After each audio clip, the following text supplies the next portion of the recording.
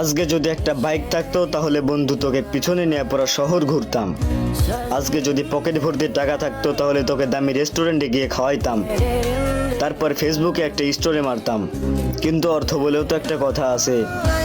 আজকে আমরা মধ্যবিত্ত, নুন আনতে পান্তা ফুরাই। তাই বলে এই দিন দিন না রে বন্ধু, আমাদেরও সময় আসবে।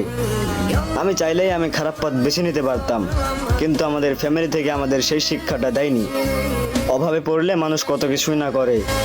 কেউ মানুষের দুর্বলতার সুযোগ নিয়ে সুযোগের সদ্ব্যবহার করে, কেউ প্রতারণা করে টাকা কামায়, কেউ আবার ছিনতাই করে টাকা কামাইয়া শরীরের মাংস করছে গরুর মতো। চায়ের দোকানের মুরব্বীরা না, আমি বলছি, হ্যাঁ আমি বলছি, এ সমাজ আর সমাজ নাই। জিনা থেকে শুরু করে চুরি চামারি পর্যন্ত এ সমাজ আর সমাজ নাই। এই জন্য হয়ে গেছে কুকুরের আড্ডাখানা। তাই আজ আমার পকেট খালি বলে আফসোস করিস না বন্ধু। আমরা সৎভাবে চলবো, সত্যকে সত্য বলবো, মিথ্যাকে মিথ্যা বলবো, মাথা উঁচু করে বাঁচবো। আমাদেরও সময় আসবে, সেই দিন যেই দিন আমার পিছনে বাইক থাকবে, পকেট ভর্তি টাকা থাকবে, মানুষ দেখলে সালাম দিবে। ওই দিন তোকে নিয়ে শুধু শহর না, পুরা দুনিয়াটাই ঘুরে দেখামু ভাই। তুই শুধু একটু দোয়া করিস।